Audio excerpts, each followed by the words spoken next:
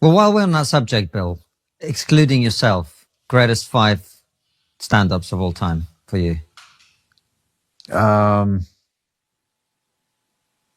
It's funny you said excluding yourself. Whenever I watch rappers, they always go like, so it's me. I thought I'd make it easier for you. Just get yourself out of that. It's so fucking funny. It's like nauseating, the narcissism, and then there's something about the honesty of that I love. Well, I'm obviously fucking amazing. But when Kanye does it, you go, yeah, that's fair. That's legitimate to put yourself in the top 5. Yeah. And he definitely would. Yeah, and there's something about it. It's fun. Yeah. It's fun to listen to somebody talking shit about themselves. Top 5? Top 5 all time. Okay. Pryor, Carlin, Joan Rivers. This is where it gets hard. Like, who am I going to put in? Like, I just love so many people.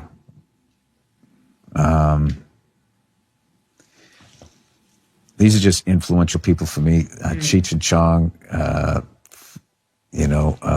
one more. Sam Kinison. I'm not going one more. I got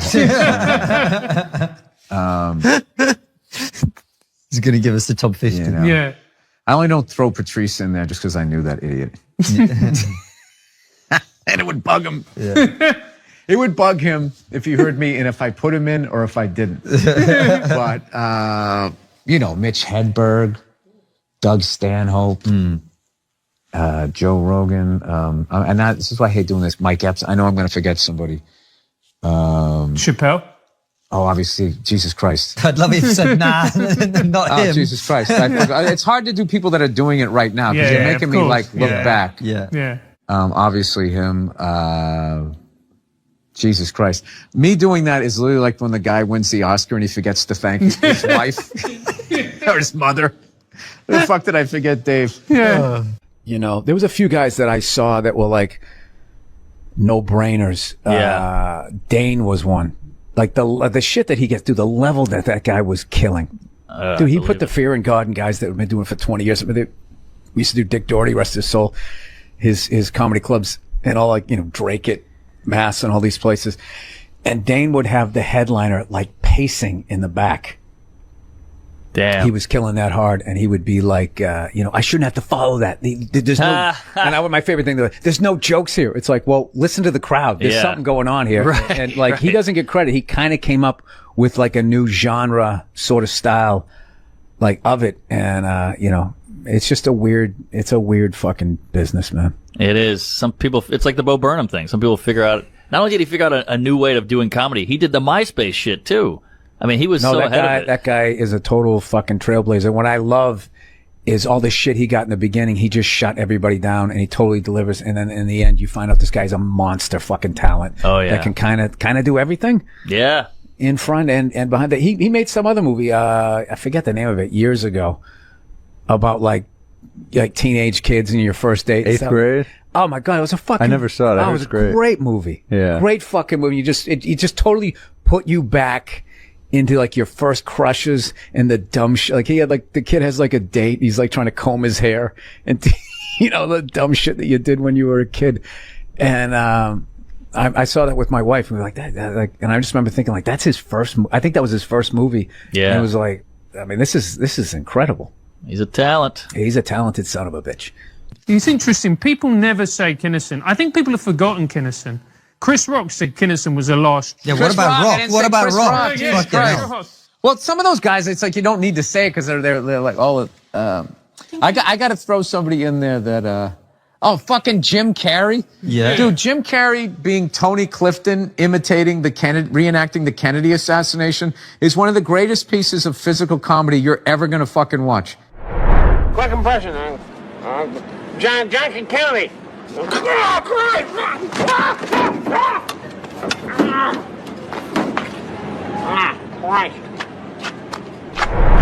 It's unfucking believable. And I got a chance when I did SNL to talk to him about it. I go, "Did you work that out?" He goes, "Nah, he just saw the car and he got in and did it." And it's just like, that's just things just like, fuck, I gotta work hard. Yeah. So there you go. We did it. We talked fucking world politics. Right down. I know there's other people. George Goebel I liked. Going to go back to the old school guys. George Goebel. Rodney Dangerfield. Oh, my God. Rodney, come on. Yeah, so good. There's too many of them. There you go. Bill's favorite 5 stand-ups. Yeah. Bill Cosby.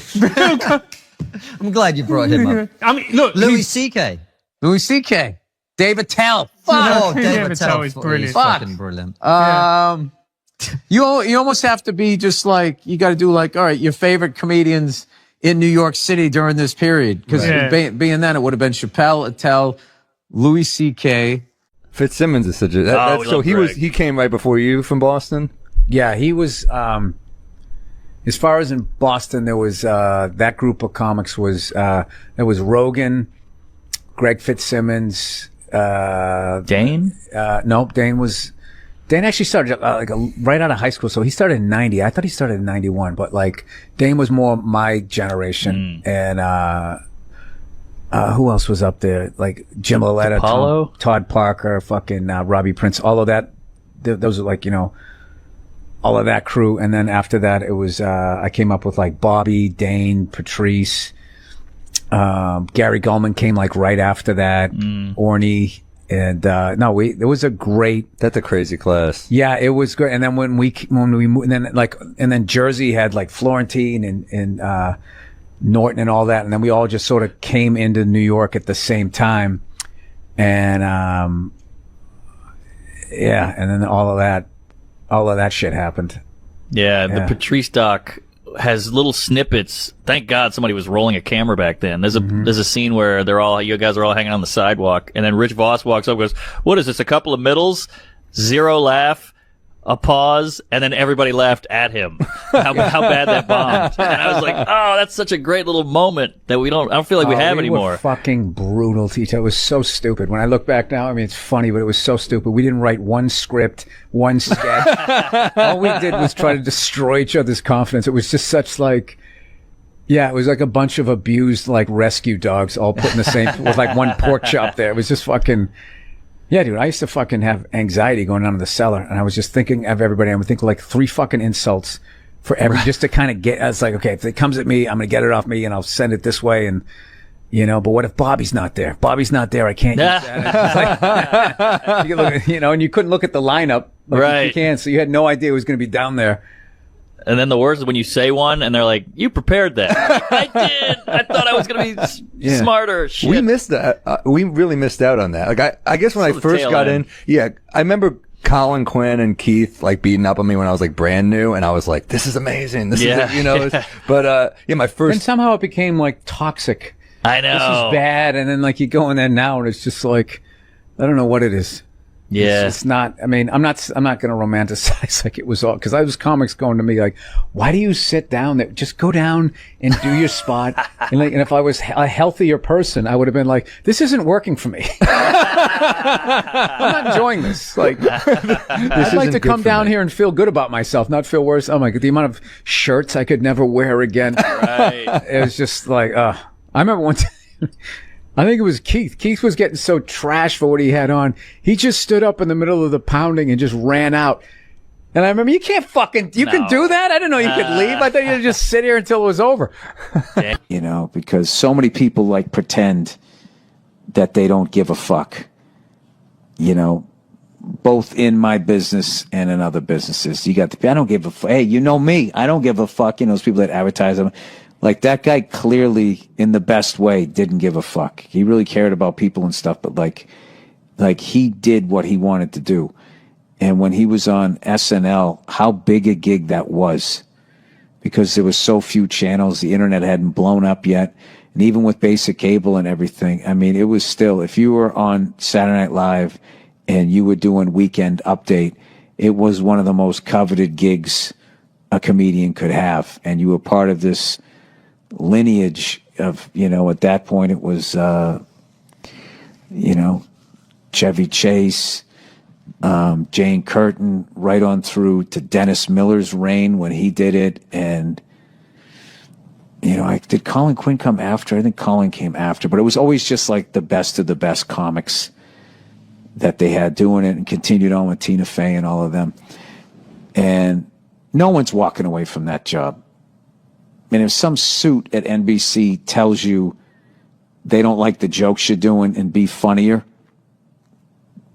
you know, you're shaking in your, I'd be like, oh, fuck, you know, I'm going to lose this big gig. I don't want to get fired. I don't want to piss these people off or whatever. I guess he was doing all those OJ jokes, and somebody, I forget how the story went. There was somebody there that knew OJ or something and was telling Norm to back off and move on to something else. So what does Norm do? He just doubles down and he just does even more OJ jokes, which is like, you know, the balls that took to do that. And he ended up losing the gig. He got fired. And people loved him and he was fucking hilarious, but he, you know, he didn't back down to the big fucking guy over there, and he ended up losing the gig. So, you know, as luck would have it, I think it was Dirty Work, came out like a year and a half later or so. So he has to promote it, and he's on the press thing. So Lauren has him back and has him host the show. And I remember he went out there, and his opening joke, he just comes out. And he was just like, something like this. Yeah, it's good to be back. You know, I actually got fired from this show about a year and a half ago because they said I wasn't funny. And now here I am. I'm hosting the show. So that means one of two things. Either I got a lot funnier or this show sucks. Like, let's play a game. I'll just name different people you see and see the slides that come into your head, right? Construction worker, sports fan, painter, skateboarder, lesbian. Right? It all goes blank. Is that a lesbian? I mean, I have gay friends, but I've never noticed any sort of a through line. Listen, people, I'm not saying all lesbians look alike. I would never say some ignorant shit like that. However, I am saying, though, every once in a while, there's a fucking layup. Flat top, wallet chain, fucking walking up the street. Right? But even then, I'm not saying 100%. But gun to my head, I gotta go lesbian. Final answer, show me lesbian. I'm not hurting anybody. Think about it. You eat a cheeseburger, that's protein. That's good for your muscles, right? And I don't know about you guys, but after I rub one out, I'm more relaxed. I'm less likely to lash out at my fellow man. I'm in a great space mentally. I think they just make it all up. But it's weird, though, because I'm kind of feeling this thing, because I haven't been to church in a while. I'm kind of feeling like, you know, I want to go back, but I need a new religion, man. That's why I'm kind of between religions right now. You know, like, I used to be Catholic, but, you know, I can't be Catholic anymore, you know? I mean, once they started fucking the kids, I was just like, all right, dude, you know what? I'm out, okay? You guys party way too fucking hard for me, okay? I didn't see that page in the book. I don't know what you guys are doing. I can't believe they're still in business. People are still showing up. Name one other business that could survive that shit. You think if they were fucking kids at Walmart, they could sell rakes the next day? You just try to play it off like, yeah, we had a little problem in aisle 8, but, you know, we got some slacks over here. We got kitchen appliances. We got some hula hoops. Now, look, I know you're not supposed to make fun of fat people. I understand, all right? I don't know why, though. Why? They're not a race. They're not a religion. It's totally curable. Eat an apple and go for a walk. You know? Why are you yelling at everybody else? The fuck are you giving me shit for? All right? You put the cookies in there. I didn't. How is this my problem? Jesus Christ, you ate your way in, you can walk your way out. All right? And just slowly start shedding the pounds. Shove some fucking lettuce in there instead of a bunch of ho-hos, and it's going to come down, and then you're on my side of the fence, right? Join me. Come on, say it with me. Shame. Shame. Right?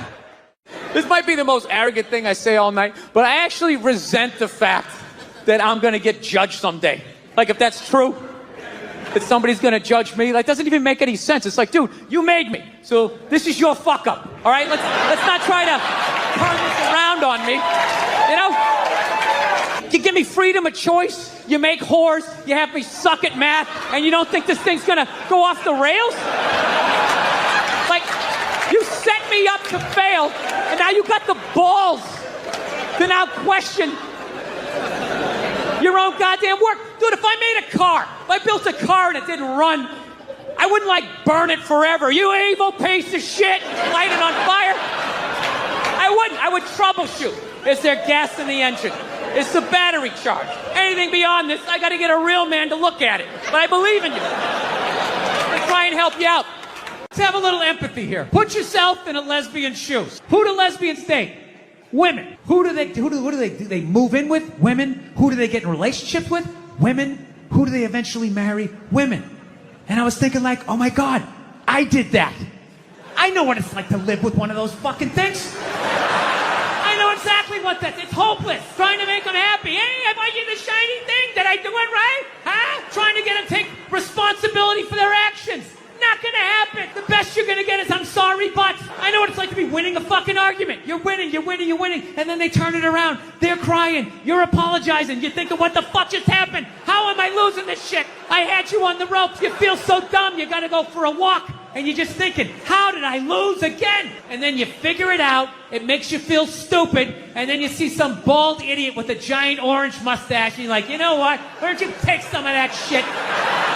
I gotta tell you, the way white women somehow hijack the woke movement, generals around the world should be analyzing this. The woke movement was supposed to be about people of color.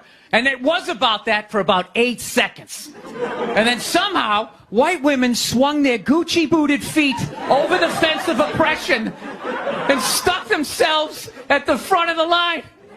My name is her, with my SUV and my heated seats. You have no idea what it's like to be me. Trash and white guys, the nerve. Where's the camera? The nerve of you white women. You guys stood by us toxic white males through centuries of our crimes against humanity. And occasionally, when you wanted to sneak off and hook up with a black dude, if you got caught, you said it wasn't consensual. Yeah, that's what you did. So why don't you shut up, sit down next to me, and take your talking to. So now it's like I'm in this weird place where I'm not in any religion right now. Unrestricted free agent. You know? I'd like to believe in something, so I've been going around asking people what their shit is, and I haven't been able to find anything. I'm trying to be open-minded. I was doing a gig in Helsinki, and over there they're like Lutheran. And what they believe when you die, you're dead. And that's it. Dead. Like a pigeon, just laying there. Over. Blew my mind. I'm like, really? You're just dead like this? You don't... Like my religion was, you die and then you go up to get judged, right? God pops in the DVD of your life. Oh, I don't know about this right here. Mind explaining yourself? Actually, I had this black dude moved in my building, man. Lives on the same floor as me. He's one of these dudes. Every time he's hilarious. Every time he says some shit, right after he's done saying this, he repeats like the most important part of like the previous sentence. It's hilarious. Everything he said will be like, yo, my man came in. He put that on the table. Put it on the table. Yo, this country's at war, son. War! I'm just looking at my friend like, dude, did you hear him the first time? Because I heard him the first time. I was smiling, I was nodding. Actually, I got a couple of friends of African persuasion. I gotta get rid of them, man. I gotta admit to you. I'm finding I'm spending too much money on clothes hanging out with them. It's like every time they go out, they got all brand new shit on. So when I show up with my white version of brand new, which is, I ironed the shit, right? I ironed it, right? It's new. They just start trashing me. And I don't give a shit what fucked up color their shirt is. They got a pair of shoes to match it and a hat. It's like a rule or something. Because God forbid you wear the same shirt within a 10-day period. One of them's going to notice. All of a sudden just look at you funny like, this motherfucker's got the same shit he had on last Tuesday. It's the last thing they cured. Do you know what fake legs looked like when I was a kid? Huh? First of all, there was only one color. It was like Band-Aid color, and everybody knew you had a fake leg, and you were fucking walking down the street, and you got a fake leg. What do you think happened? Motorcycle accident. Fell down a flight of stairs. Got impatient with a wood chipper. Right? Everybody knew you had a fake leg. Now, if you have fake legs, you're not allowed to compete with people with real legs in the Olympics because not having legs is now more of an advantage than having real legs. Bears make better legs than God. All right, your calves and your feet flopping around are no match for a couple of sickles. These people just skiing down the fucking street. You get them by some train tracks that go downhill, you're never going to see them again. I saw a woman a couple months back, professional soccer player, right? She goes on to ESPN or one of these sports channels, and she starts bitching, going like, I don't understand. How come female athletes don't make as much as male professional athletes? Right? And all of these men had to sit there and act like they didn't know what the answer was. They had to sit there like dumbfounded, like, I don't know. Why is that? I'm sitting at home screaming at the TV because you don't sell any fucking tickets! Nobody is going to women's soccer games! You're playing in a 20,000 seat arena, 1,500 people show up. That's not a good night! The promoter lost his fucking ass on that gig. I'm not saying no professional female athletes, Serena Williams, the women in the UFC, you know, but nobody's watching your fucking sport. And then you're gonna come and you're gonna get mad at fucking men. They keep doing that shit. Why are you yelling at us? Can women be funny? Yeah, of course. Some people have a hard time saying yes, though. There are a lot of angry young men on the internet that are like, women can't be fun. Will you guys just fucking grow up and just sit down and write your own horse shit and come up with it? Start your own fucking show. Have your own award show. Quit waiting around for other people to do shit for you. That's the fucking problem. If you guys had your own big club and I was standing outside of it, you'd never fucking let me in. I'd start my own shit. You guys got to start your own shit. You got brains in there, right? Yes, absolutely. So write your own shit and quit your fucking whining. We're all eating a giant shit sandwich out here. Nobody cares. I don't care. Absolutely, but I'm an entrepreneur. I'm a web person. The fuck up. It makes no difference whether you got a dick or a twat. All right? Just do what the fuck you want to do, and hopefully people respond to it. But this fucking horseshit of quotas and all of this crap become undeniable. Well, when was the last time you went on stage and you killed so hard the person after you bombed? If you're fucking doing that on a regular basis, people are going to notice regardless of what you have between your legs. Yeah. All right? Thank you, and God bless the United States of Canada. Yeah. This isn't some Republican rant either. It's just kind of first ladies in general. You know, I don't know what it is. All throughout my life, with each presidency, like these first ladies, they've just gotten more and more like chatty. You know, more and more chiming in, like leaning into the frame, spitting out their ideas. It's just like, well, why are you talking? Right? You weren't elected. Shut up. Your husband's not running a lemonade stand here. He's running the country. You don't just chime in. Let me guess, is this considered sexist? It is? Why? Well, okay, you just nodded there, lady. Let me ask you this, all right? Let's say you had a leak in your house, okay? You call a plumber up. He shows up, and he goes, yeah, I think the leak's coming from the upstairs bathroom. We need to shut it up, blah, blah. Then all of a sudden his wife walks in, who isn't a plumber. And then goes, yeah, you know, I'm actually taking care of it. Wouldn't you be like, with all due respect, shut the up. I need a plumber in this moment. I'll extend an olive branch here. All right, at some point, there's going to be the first female president, right? Exactly. Which means at that moment, you're going to have the first male first lady, right? And when that happens, that dude needs to shut his trap. I don't want to hear a word out of him. I want to hear from the president. You, sir, go do some first lady stuff, all right? Go get yourself some gloves that go up to your elbows. Smile and nod during speeches. Go put your own flair, redecorating the White House, right? Which leads you to Michelle Obama, right? Now she's sitting there holding up those hashtags. Remember that hashtag, bring back our girls? Remember that? It's like, it blew my mind. It's like, why are you showing me that? I'm a stand-up comedian. Like, what am I going to do to get those girls back? Why don't you look across the dinner table? It's like, you see that guy? That is the leader of the free world.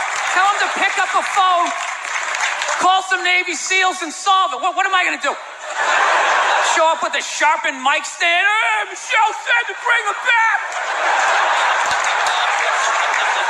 Oh, it's unreal.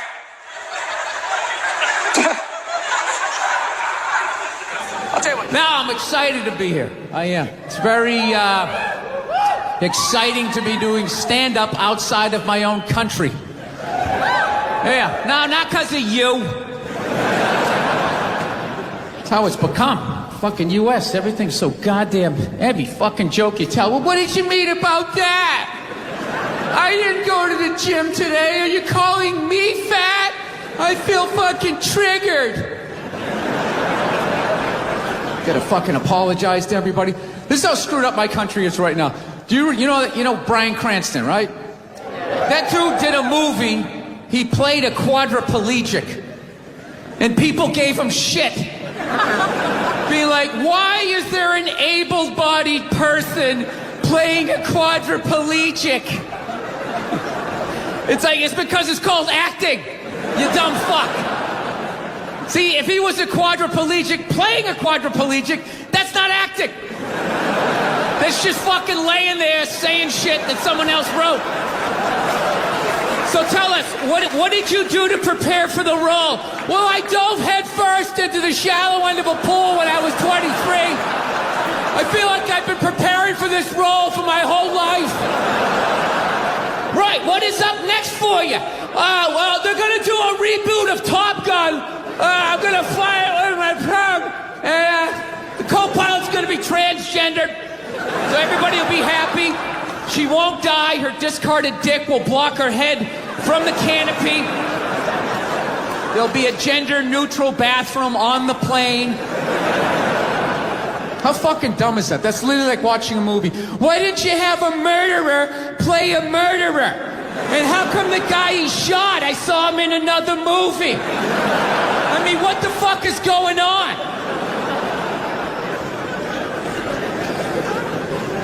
No, I don't know what it is. I don't know what it is. I don't know what the fuck is going on. But I think white women started it. It's the worst. The fucking worst. That's all they do is bitch, moan, and complain. I had no idea how difficult it was to be a white woman in the United States of America. Evidently, it's really difficult.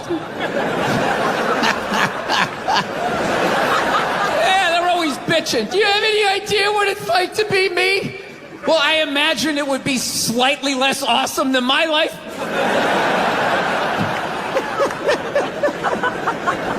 What happened to you today, sweetheart, huh? Did they not chill your rosé? You know? Was the trolley not running down at the mall? What happened? No, it's unreal. I'm really fucking annoyed how white women have the fucking balls to throw my white privilege in my face. You know? Sort of separate themselves from these white males with their white male privilege. It's like, bitch, you're sitting in the jacuzzi with me. The fuck are you talking about? Yeah, quit your fucking whining. Look, here's a little caveat here, so you don't think I'm a complete asshole right out of the gate. All right, if you live in some honey boo boo lifestyle on the Appalachian Trail, you know, your uncle just banged you in the dirt. All right, I can listen to you. No, one of my fantasies is I want to drive by like a woman's rally and just say the most sexist shit I can think of just to watch them lose their minds. You know, just drive by real slow and be like, yeah, why don't you get back in the kitchen where you belong? Just to look in the rearview mirror watching them flipping out on the road, spinning around like Leatherface at the end of Texas Chainsaw Massacre, like...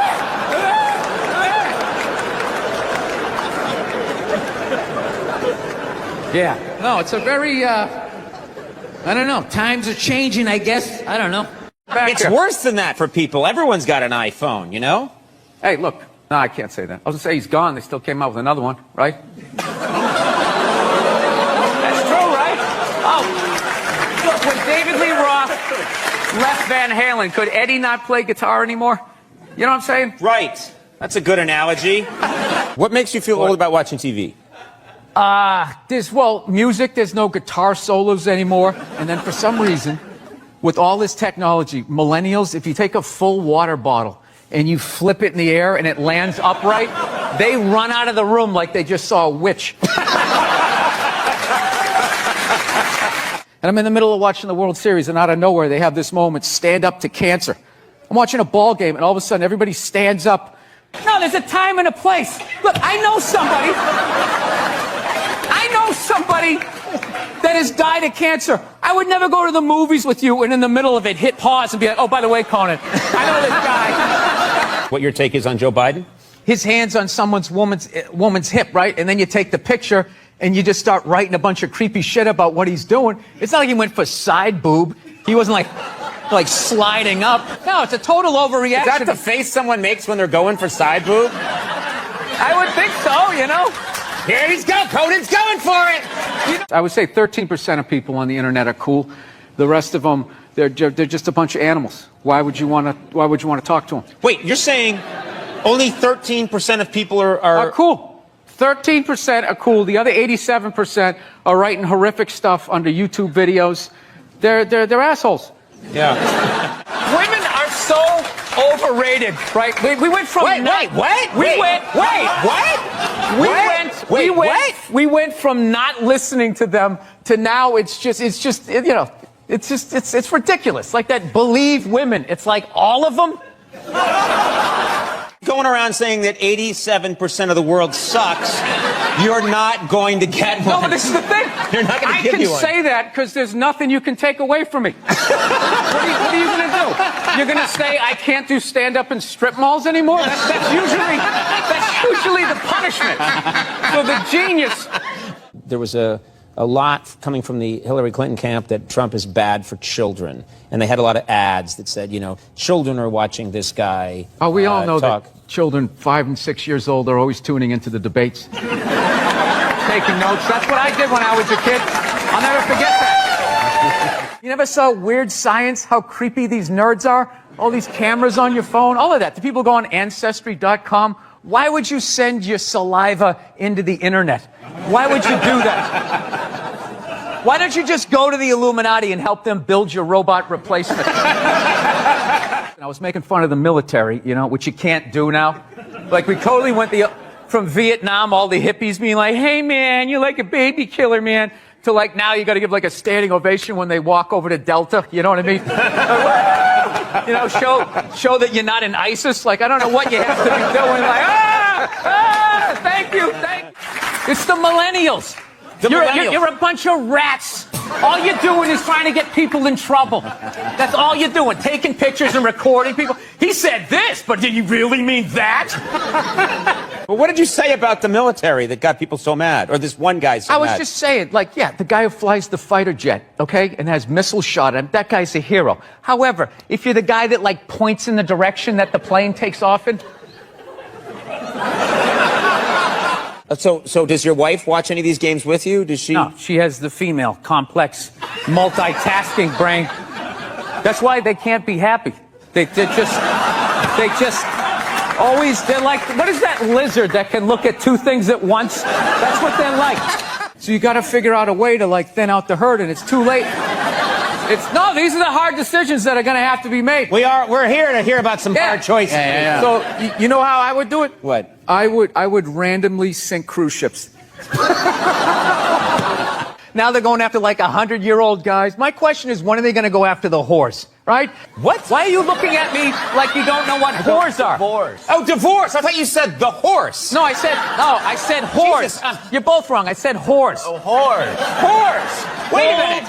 Andy and I, this has never happened before where you and I both misunderstand. Yeah. That's what killed me when Bruce became Caitlyn. That was like a national news story, at a ridiculous level. He should have given us a chance to say goodbye. I watched him on the Olympics. I watched him on Chips. I watched him on that horrible show my wife watched where he just walks around in the background. That's what I've learned. Oh, God. You know what makes women happy? Nothing. Nothing makes them happy, and that is why they have slowly taken over the NFL, because it annoys them that we can just sit there with a pizza and a drink, that's not holding, and just be and enjoy ourselves. And then also you can't tell other people's kids not to do stuff. Right. So you got to kind of be loudly hey, he's climbing up on the utility pole, and kind of hope that somebody does something. Well, back in the day, you could yell at people's kids, and I think that needs to come back. and that's what's holding back this country. Yeah. 20 years, you work your way up to the front, and now still they won't let you. Yeah, now that fat guy's considered disabled because he can't stop eating cookies. So he gets on. Look at everybody groaning. 90% of the world is starving to death. That guy. Eat salad and get on the treadmill like the rest of us. We're all working out. What is the problem? The only thing I didn't like was that shot where he was playing hoop. Yeah, it went viral. I think he was playing basketball and he took a shot and went in. He was playing with his black friend that he's paying to lose.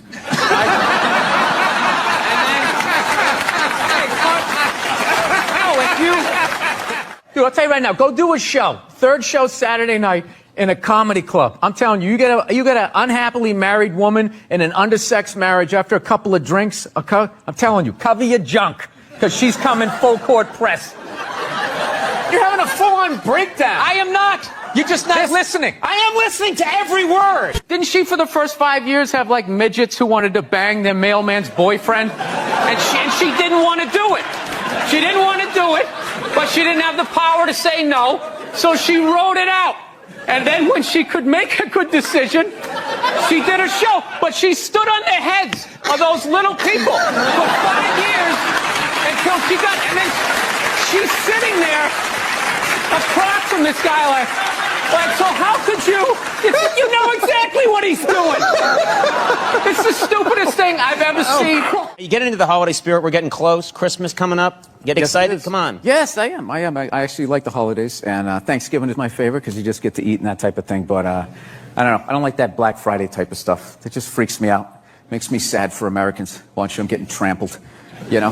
Yeah. You don't like. Why would you do that? Why would you do that to yourself? Why wouldn't you just admit that you can't afford it at regular prices? Come back the next day. Come back the next day like a gentleman. And just walk in there, pick out what you want, and if your kids get less, they get less. That gives them drive. You know, rich kids just sit around, you know, doing blow, sitting in Ferraris. They don't do anything. It's the poor kids that they make stuff happen. So yeah, you don't get trampled grabbing your wig, you know. Suspenders flying off. It's so sad. To do what? Get an above-ground pool for $30 off?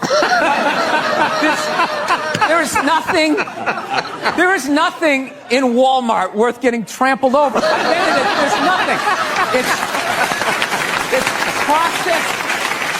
processed meat. Processed meat, clothes. All of it. You're gonna get trampled. Like, make it like a high-end store. Like, you're going to, I don't even know what. There's nothing worth getting trampled. It just makes me depressed. Yeah. That you would do that. People sit out for like weeks. There's a week. They don't even go to Thanksgiving. Yeah. Like they're on their cell phone and their mom's crying. I just think you'd want to spend it with us. And you're sitting out there in that parking lot, feeling those people breathing down the back of your neck, just going like, knowing who you're gonna elbow. It's just the saddest. There are women that waited 22 days at Best Buy. They waited 22 days. And what did they get? What do you think they got? I don't know. You think they got trampled? Yeah. The thing is, if you're gonna go there, you don't want to be at the front of the line. You want to be about 40 deep. And I figure you pop out of the line and you wait till that first wave or two falls down, and then you go over the top like Walter Payton back in the stage. Roll out of it.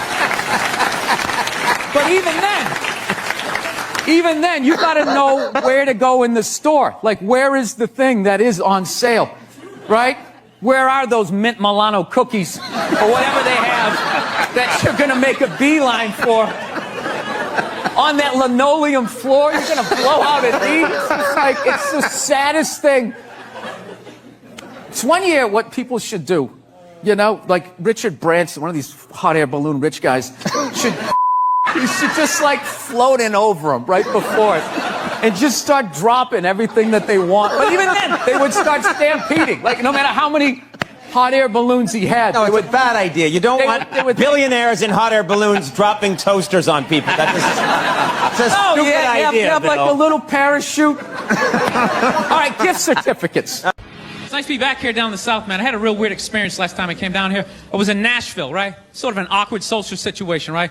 I'm sitting at this bar. There's this white dude sitting like 2 stools away. I don't know him. He doesn't know me. And that Terrell Owens story was in like sports news. So I try to make conversation. I'm like, man, look at this guy. This guy just signed a $40 million contract. He's already bitching, man. How much money do you need to make? And the dude looks at me. He's like, you know what I say? And then he looked over his shoulder, which I now know is the telltale sign that the N-word is coming, and it's coming hard. Oh, yeah, it's not going to be pronounced with the A. It's going to be with the R. And he hit the R. He, like, stuck the landing. There was, like, a dismount. Klan members high-fiving in the background, like doing the wave. Just out of nowhere. So now, immediately, I'm looking over my shoulder like, dude, what the hell are you doing? You know what I mean? I'm waiting for, like, this hail of black fists to come raining down on top of me. I hate when people do stuff like that. That dude made me part of, like, a potential ass-kicking that I had nothing to do with. You don't do shit like that. He just had that word, hot potato, just threw it in my lap. Like, trying to pass it down to the next white dude. I hate when people do that, man. You know, it's like, dude, feel me out first. Ask some questions. Do you like to fish? Have you ever fucked your sister, right? I start rattling off answers, then you go old school. You give me a pamphlet, you tell me about your militia. Don't just dive into it. That dude was one of the angriest people I ever met. I should have known that word was coming, because he was just watching Terrell, right? Anytime I would bring up, look at man, that guy's talking trash, he would just like flip out. He won't shut up! You know those people get like so mad they're not even looking at you? Their eyes are up, you just shut up and play the game! You know what's funny? I don't even like Terrell, but now I love the guy. Because every time I see him talking trash, I know this idiot in Nashville is just losing his mind, like kicking over his kitchen TV. Shut the fuck up! Actually, I got a couple of friends of African persuasion, and I gotta get rid of them, man. I gotta admit to you. I'm finding I'm spending too much money on clothes hanging out with them. Because I gotta like fucking try to keep up with their wardrobe. It's like every time they go out, they got all brand new shit on. All brand new shit. So when I show up with my white version of brand new, which is, you know, I basically, I ironed the shit, right? I ironed it, right? It's still. They just start trashing me. I can't keep up with them, man. They got like fucking 58 pairs of sneakers. Ever notice that shit? Like every color fucking Timberland? And I don't give a shit what fucked up color their shirt is. They got a pair of shoes to match it and a hat. I'll tell you, it's actually funny. You know what? That's actually how I judge black guys now. When I first came to the city, like, all black people scared me. No, I was like the typical white dude from, like, the suburbs, you know what I mean? Had no frame of reference, you know? So my only frame of reference with black people was, like, remember those early 90s gangster rap videos? Throw the fucking LA riots in there, man. It was fucking horrible PR. I'm watching the videos. Look, he's got a nice car, he's got all the women, and he's still fucking mad. These black dudes are never happy. But after 10 years of living in the city, this is how I narrow it down. Whether a black dude scares me or not. Black dudes with dirty sneakers scare the fucking shit out of me. No. I figured out in my head, because I know from hanging out with them, that's the last shit that they're going to let go. The immediate shit that they have on. So I think, you know, if his sneakers are fucked up, that means his life is fucked up. Every time he leaves his building, the whole neighborhood, oh, shit! Everyone starts making fun of him. He's on the train in a bad mood. I kind of have this howdy-doody, kind of mug-me kind of face. I'm not saying something's going to happen. I'm just saying. I'm paying attention. I'm not judging you. Not judging anybody. I didn't know anything about lotion. Never used it the first 33 years of my life. Never used it. Till one night I was going out with this black girl, right? She was getting ready and she was just putting that shit on everywhere. Just slathering it on. I thought she had like a rash or something. I'm like, what do they got, like poison ivy? What's going on with you? She goes, no, I'm just making sure I'm not ashy. I said, ashy? She goes, dry skin. I went, wow. I guess I freaked her out a little bit because I was like, wow. She's like, well, white people get ashy too. I was like, yeah, you know, I don't think we do. Yeah, I've been alive for 33 years. No one has ever said, hey, Bill, you're looking a little ashy. I never even heard that word until you said it.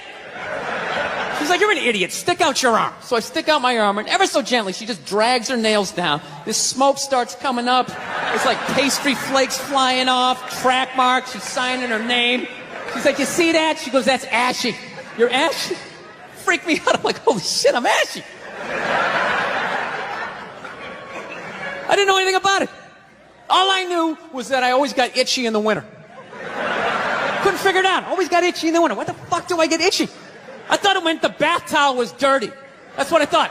And I would change it out and put a fresh one. Now I'm going to be okay. Take a shower, dry off, fucking itching again.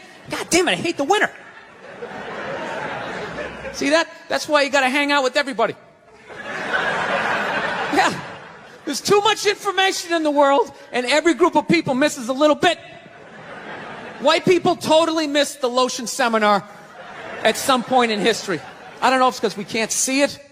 You know? Black people get ashy. It looks like they leaned up against a chalkboard or something. You know? They can see it. They miss it. Their friends help them out. Like, look at your ashy motherfucking elbow. What is wrong with you? Right? We miss that shit the way black people miss the whole register your weapons summit. Right? Just never got the information. The amount of rappers who've been busted for the unregistered Glock in the car just blows my mind. It's like, why would you do that to yourself? Do you just want to make an album over the phone? Is that what it is? Is that like the new auto-tune or some shit? I don't know. No, it breaks my heart every time I see it. I just think, God, if he just had one white friend. He just had one white friend in his entourage. Dude would have been sitting there going like, is that thing registered? You out of your mind? Get it out of there. Get it out of there. Yeah, it's illegal. That's like fucking 3 to 5 mandatory. Dude, how do you not know that? That's the question. How do you not fucking know that? This guy's got unregistered. Okay, don't believe in these myths.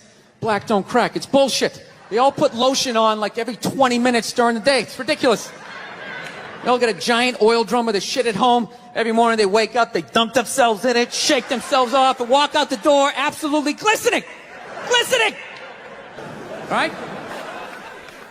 So I've been seeing this girl recently, this black girl, right? She lives up in Harlem, you know, gone out like 3-4 times, you know. First time we hung out in like the Village area in New York, you know, which is sort of like a racially mixed area. So shit was cool, you know what I mean? Second time we hung out was more like Midtown, you know. Then the third time, she called me at like 3:30 in the morning, and she wanted me to come up to her apartment, right? So it's 3:30 in the morning, she lives in Harlem, I look how I look, so it's a fucking situation. Yeah, because you know the deal, right? Basically, a white dude feels comfortable up to about like 98th, 99th Street, you know what I'm saying? The second the streets start getting into like triple digits, like 100, 101st Street, start getting like a little asthma, I'm like, ah, fuck, it's starting to get a little high up here. You feel that little tightness in your chest? Can you feel that? 106th Street, you're like leaning on shit, like, dude, where'd all the cabs go? How come there's no taxis up here? Dude, what's a bodega? I don't know what that is. Let's get the fuck out of here.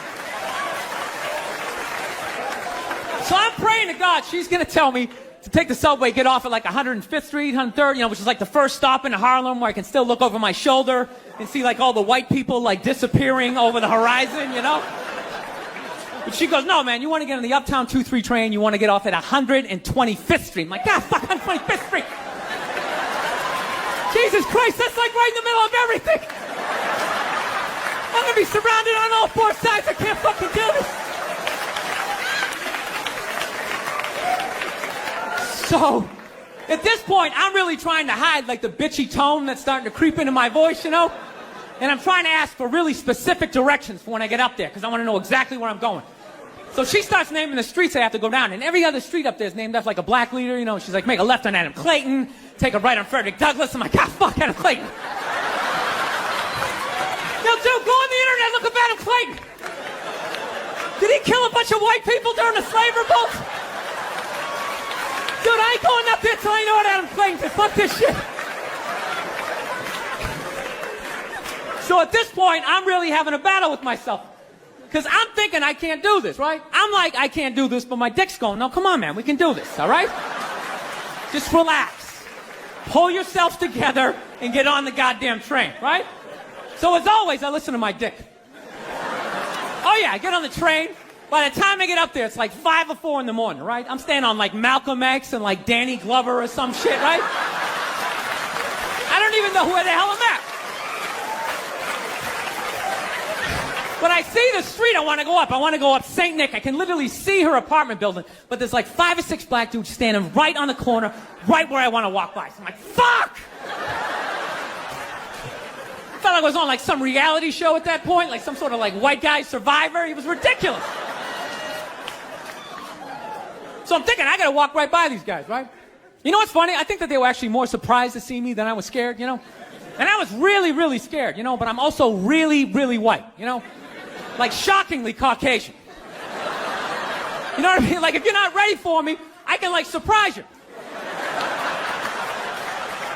No, especially if you live up there. You've probably seen a white person for hours, possibly days. So when I show up, it's almost like magical. Like a leprechaun came out of nowhere, you know? Felt like I should have like a little pot of gold, like a rainbow behind me. Top of the morning to you, latte. Kind of dance my way past them. But it's been going all right, you know? Once I get in her apartment, I'm fine, you know? I relax, sit down, you know, watch a hip-hop countdown. Pretend like I know the groups, you know what I mean? It's just getting there that's a fucking pain in the ass. But, you know, I don't get mad at it, because I figure, you know, black dudes got to go through the same shit, though, right? When you go out to the suburbs, go fuck a white girl, right? Just that same awful feeling of just leaving your people behind, you know, just less and less of you as you're fucking driving out there. Probably start off lean and you're all fucking cool. 20 minutes in, you're driving like 10 and 2, the radio's off. Like, dude, I don't like this shit. I don't like this shit at all. There's too much grass, I don't see any rims. This is fucked up. None of the windows are tinted. I can clearly see white people in every car. This is fucked up. Listen, you guys were awesome. Thank you so much for coming out. God bless you. Thank you very much. All right, thank you. Thank you. Thank you, sir. How are you? How's it going? All right. All right. Everybody settle down. I want to get a gun. I do. I really do. I never had that feeling before till I moved out to Los Angeles. This city just messes with your mind, you know? It's overpopulated, technically doesn't have a water supply, right? The dollar's crashing. Shit keeps you up at night. You're just thinking, what am I gonna do when the zombies come? Right? Start reading up on shit. Get some powdered food, plant some zucchini, get a windmill, right? And that's all well and good, but if you don't know how to fight, all you're doing is gathering supplies for the toughest guy in the block. Right? Thinking about that, what am I gonna do? Some dude turns me upside down, starts shaking the gold coins out of my pockets. I gotta get a gun. So I'm on the road, right? I'm in Reno, great gun town. So I go down to that little gun store, right? Come walking in, there's some redneck there. I'm like, hey man, I want to get a gun. He's like, I hear you.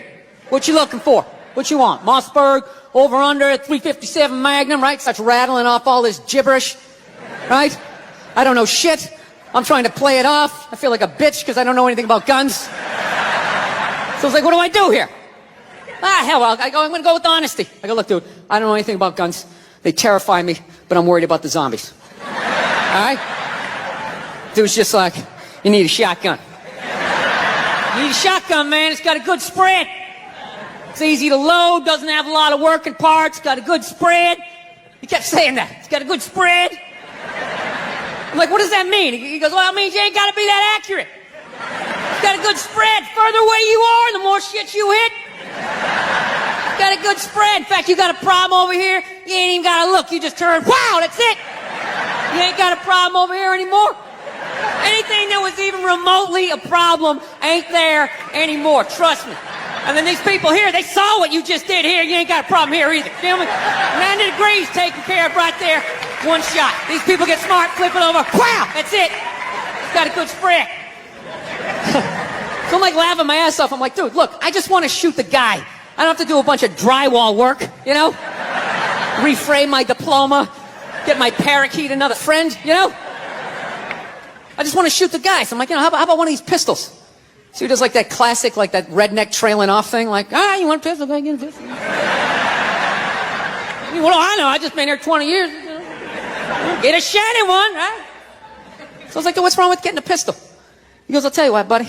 Because life ain't a movie. You feel me? I'm like, no. Can you please stop speaking in these backwoods riddles? Can you just say what you're saying? I told you I don't know shit about guns. Come on, do me a solid here. He goes, well, look, you ever watch a movie? Guy go, blah, blah, blah. He kills 3 people. Real life, man, you miss. You miss all the fucking time. You miss enough times, man, you're empty. You might as well just be standing there with a big stapler in your hand. Then what you gonna do? I was like, well, fuck it, let's get the shotgun. So he's all ready to box the thing up, and then I'm like, wait a minute. I live with my girl, I can't just show up with a shotgun. Right? That's not some shit you can just come home with. If I found this stool on the side of the road, I can come home with this. Look at it. We can refinish it. We can carve our initials in it. We can have a good time, right? They just show up with a shotgun. Hey, I got it for us, right? 1 barrel for you, 1 for me? No. So she kiboshes the whole thing. Till the other night, somebody broke into our car sitting in the driveway. Starts fucking with her head, right? So she starts reading up on guns, you know? She's reading too much, because now she wants to get one, but she's just like, well, I heard you got to keep the bullets in the safe, keep the stock in the garage. And then what? I run around the house and assemble it? There's some dudes chasing me with an axe? You know, even thinking this thing through, sweetheart. Just running around. Where's the scope? It's in the living room. He's in the living room. No, we're getting this thing. I want that fucking thing loaded right on the bedroom wall. Right there. I'll put that thing in my jam sleeves. Just like that. There's no other point. That's funny, though, when you talk about getting a gun, you know? People, like, they either totally for it or completely against it. You know, they either go nuts and start screaming, right? Or they start throwing out those stats. You know, actually, you increase your chances of getting shot by 80% the second you get a gun in the house. Really? What, because I'm going to load it and shower with it? Like, The fuck? I know it's dangerous. You get a pool in your backyard, you immediately increase your odds of drowning in your backyard, right? You couldn't do that before, now you step on a rake, in you go. No, I'm telling you. I don't buy into any of that shit. Stats are so fucking stupid. You know? Not that they're stupid, it's the way people apply them. You already have your mind made up, and then you go to I'mRight.com, you start memorizing a bunch of shit, and then just throw it up at people. This guy tried to get me to go scuba diving. I go, I'm not going, I don't want to get eaten by a shark. He's like, well, actually, 90% of shark attacks actually happen in shallow water. It's like, no shit, it's where the people are. It's called the beach. 90% of people are frolicking along the coastline. Like there's people swimming to Europe. Let's go to Iceland, you pussies! Right? No. I've actually, you wouldn't know it from all the ignorant shit I've said so far, but I am a changed person, believe it. I am. I had an experience earlier this year. This is all true. No, you don't think so? Some guy just yelled bullshit. Are you saying bullshit, sir, because you don't believe me, or because you don't want me to leave? Is that what it is? The little angry circle that you're in? Don't be going and getting happy now. Don't be going and getting soft on me. Don't start hugging people and loving yourself and crying when you see something cute. Hang on to it. Lash out at people. Reach for your pistol under the seat. Do it. No, I took mushrooms back in February for the first time ever. You know. This is the perfect state to tell this story. You guys should literally have mushrooms on your fucking license plate. All right, so here's the deal. I never fucked with anything like that. I was always a booze guy. I was a booze guy, you know. All right, relax, everybody. I always get nervous when I get white guys going like, yeah, all right, woo, all right, build the wall. Okay, I'm fucking around. Relax. It's frightening to listen to, but that's what being a guy is. You're not allowed to have emotions. So that's all of that shit comes out when you drink. Do something dumb so I don't feel stupid. So, yeah, I was always like a booze guy, so like I never fucked with like psychedelics or whatever. So I figured, it was just one of those deals. I was out in the desert, man, and I was like, all right, I got somebody watching my kids. Everything's fine. I'm in my 50s. I got to do it now or I'm never going to do it, right? So this person who may or may not have been my opening act tonight goes, all right, man.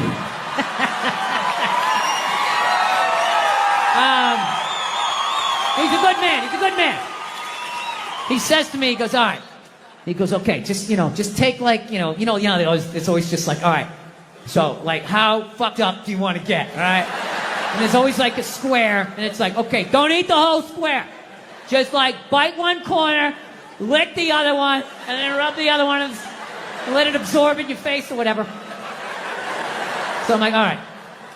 He goes, how far into it do you want to go? I go, I just want to trip a little bit, nothing fucking crazy. So he goes, fine. So I ate just a little bit. So I get a little nauseous or whatever. At first it feels like I ate some weed, but then all of a sudden, like I notice shit that's not alive, looks like it's breathing, right?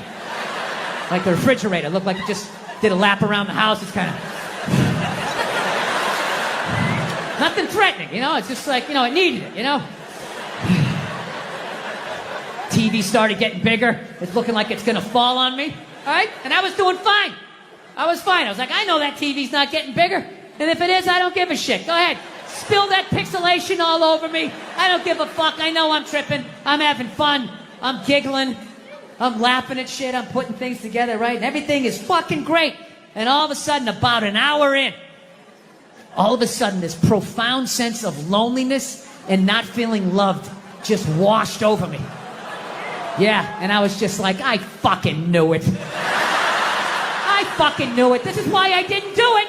I knew I had too many demons. I knew I wasn't going to see God and fucking unicorns and slide down the rainbow and roll around in the grass. I fucking knew Satan was coming up. There was going to be a guy with a knife and shit. I was just like, all right, go ahead. Drag me into the abyss. Let me see how fucked up I am. And this feeling, it just enveloped me. And I don't even know how to describe it. It wasn't even a feeling. It just was. It just was. So I'm freaking the fuck. I'm just sitting there like, what the fuck? I can't get out of it, dude. Like, I could walk 100 fucking million miles. I can't walk out of it. It just was. So I didn't want everybody else is like tripping. I don't want to fucking ruin their trip. So I'm just like, all right, dude, I'm just going to go to the bedroom, and look at the refrigerator. All right. I'm just feeling a little nauseous. Look at your head. Just playing it off, right? Go into the fucking bedroom, and I'm just laying down in the bedroom like, dude, what the fuck? What the fuck? And every time I thought I felt the bottom, it would just further into the bed. Further into the bed. Further into the bed. So about a half hour later, my wife comes in. She's like, hey, how you doing? Typical guy. Good. I'm doing great. Doing great. It's going great. So she's laying next to me. I'm feeling a little nauseous. This is a little bit much for me. And she's just laying down. And I'm just feeling this feeling. Not feeling loved. Profound sense of loneliness. So now I'm just looking at my wife. My brain just starts going like, oh, fuck, did I marry the wrong person? Why am I looking at... I know that seems fucked up, but once you're married long enough, even not on mushrooms, you have that thought every fucking 6 weeks. You just do. Something happens where you just look at the side of their head and just do the math and just think, why did I ever talk to you? I could have just walked by. I didn't have to say hello. We had no relationship. We were nothing. Why did I ever talk? What would happen if I just never talked to you? Every 6 weeks, you think that's a healthy relationship. That means you still held on to a part of yourself. That even though you love this person, you still want to fucking run around like a Mustang a little bit, right? So anyways, I'm like, okay. I was like, dude, I was freaking me out even more to think of my wife and be feeling that. So I was like, fuck, I need to pull the ripcord. I got to get out of this. I got to get out of this fucking, it's like a giant beanbag. I couldn't get out of it, right? So I was like, oh, fuck. Think about your kids. Now, my kids, I love my kids. And I know they love me. There is no fucking question. And I started thinking about my kids. And I still felt that feeling. And I was like, all right, what the fuck is this? Because I know that's bullshit. And I just sort of laid there. And I relaxed. And I went, oh, fuck. I know what this is. This is how I felt growing up. Yeah. This is what the 70s and 80s were like. Both your parents work. You got a set of keys to the house when you were 3. Ah, get outside. Get the fuck out of my face, right? It was fucking nuts. Yeah, I grew up in a very, angry time. You know, you were afraid of your dad, your dad's dad. I talked about this shit before, but I'm still working through it, so just bear with me. You just were fucking, yeah. I love seeing kids nowadays loving their dad.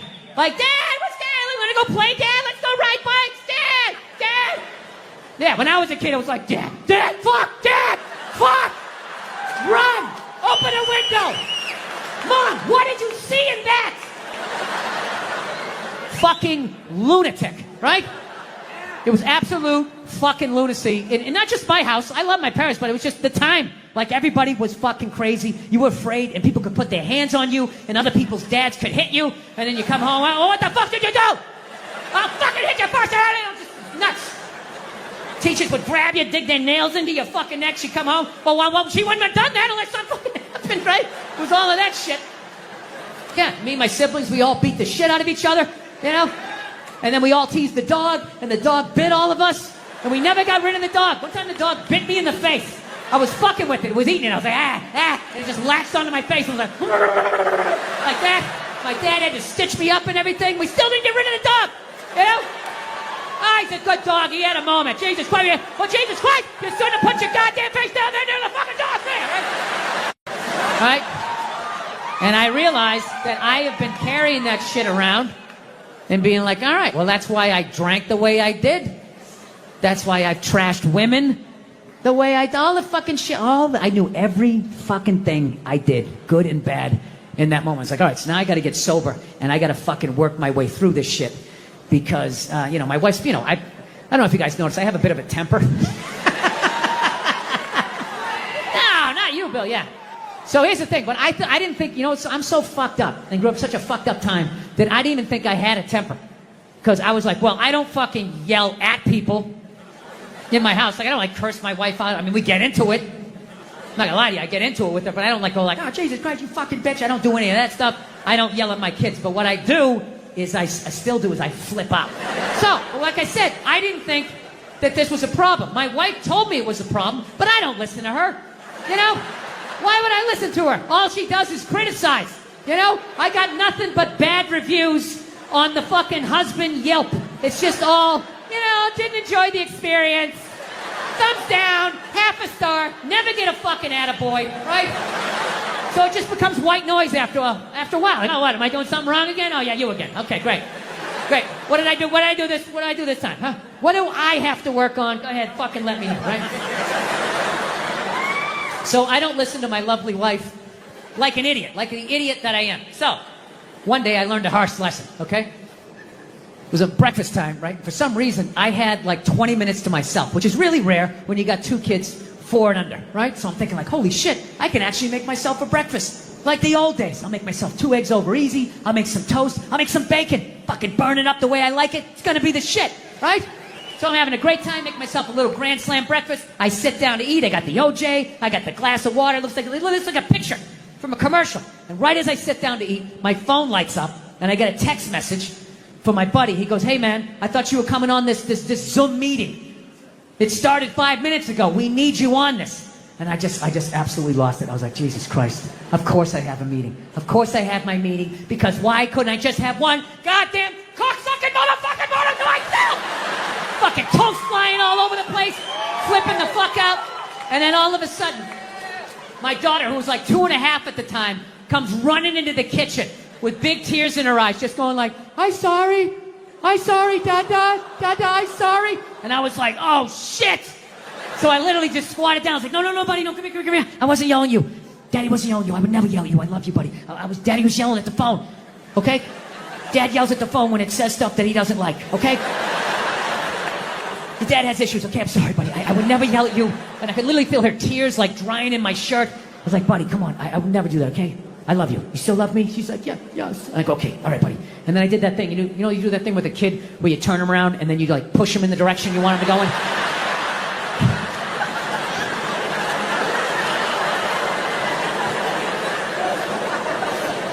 And I just had to sit there I just did that.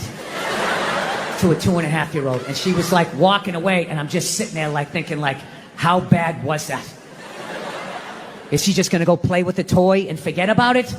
Or is she no longer gonna be an astronaut? Like, what did I just do? I thought I was better than my dad. I'm making the same mistakes that he's making.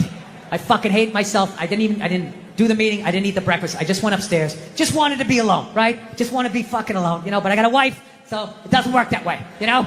Especially when you fuck up as bad as I did and as loudly as I did. I knew she was coming down the hall.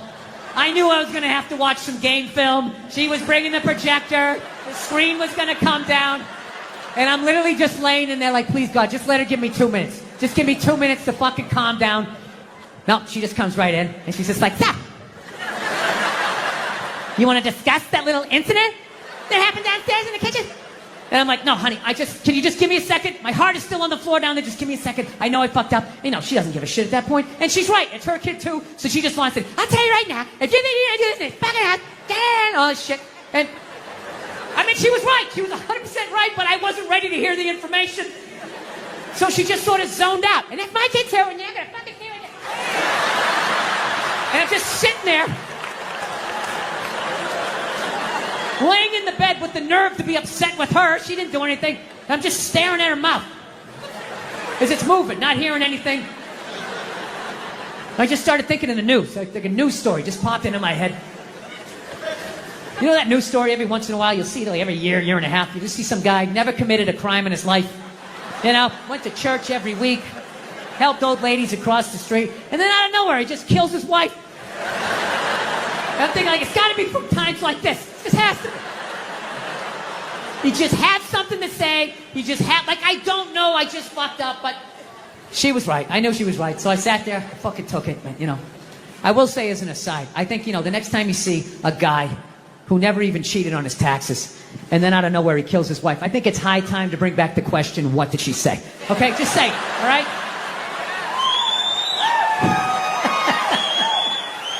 Examine the problem from 360 degrees.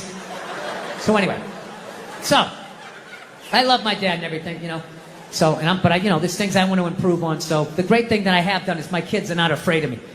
And every time I have fucked up, I've gotten down to my kids' level and let them know that I was wrong and I apologize. So the great thing is my kids are not afraid of me. So now, my daughter's a little bit older. She's like 4.5 now. So now whenever I start flipping out, she actually has been helping me to stop. Because the second I hear that cute voice, I just think, Dad, I'm sorry. I just immediately, it's hilarious. Like I'll be in the kitchen and all of a sudden, I'm always in the kitchen doing something, right? And one day I just come in like, what the fuck kind of toaster is this? What was wrong with the other toaster? I need to download the app to make fucking cocksucking fucking. And all of a sudden, she'll just be like, in the other room, be like, Dad, don't scream like that. And the second I hear that voice, I'm like, you're right, buddy, sorry. I'm just gonna download the app here. Download the app and the amount of what it taken just to make some fucking toast. Oh, Dad, you said a bad word. She does all of that shit, right? To the point, one night, we have like movie night once a week. It's my favorite thing. We'll watch some Pixar thing, you know. And one of those great movies, you know. They're great. They're for kids and they're for adults. It's fucking awesome, right? So we sit down, we make the popcorn and everything. So we have this smart TV in the living room. Oh, people, this is a smart TV. Oh, is it smart? Oh, is this fucking TV? It's... We're going to watch a movie, you know. But the TV's so smart, as I'm pressing on, which you don't even do, don't hit the on button. You hit the on button, that fucks it up. You gotta press 2 other buttons. Oh, is that what I gotta do? Is that what I have to fucking do? Don't scream like that. You're right, buddy. This fucking thing, if the lights are out, will not turn on because it's thinking, well, the lights are out. Obviously, nobody is in the room. Well, maybe somebody's asleep on the couch and they rolled over onto the remote. And meanwhile, I am standing in the dark. You're gonna turn on because I fucking bought you and I fucking said so, right? So my kid comes running. She's like, Dada, don't scream like that. I'm like, you're right, buddy. You're right. I'm sorry. She's like, Dada, why you scream like that? I'm like, I don't, because I paid all this money for this TV. I want to sit down and I want to watch the movie with you. And if, you know, every time I go to turn it on, it won't turn on. There's always something. So she put a little hand on my shoulder. She goes, Dada, it's going to be okay. It's going to be okay, right? Which I don't even think she knows what that means. I just think she knows when to say it. Because my wife always says that. Like, honey, it's going to be okay. Just relax. We'll get you another balloon. We can get you another one.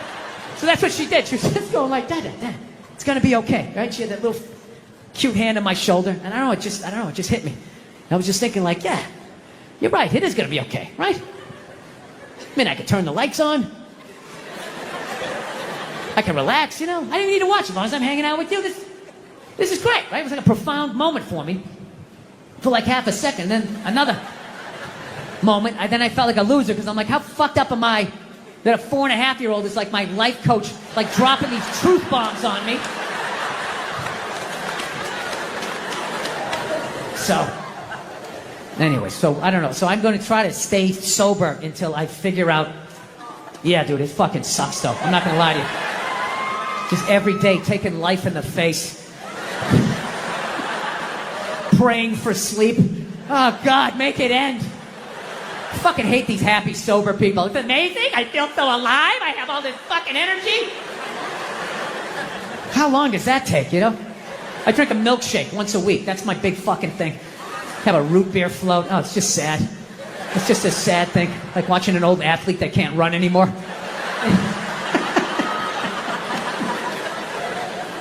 I used to day drink, man. It was great. So... Anyway, by the way, I haven't even mentioned how blown away I am that I'm even playing in this place. This is absolutely fun. Yeah.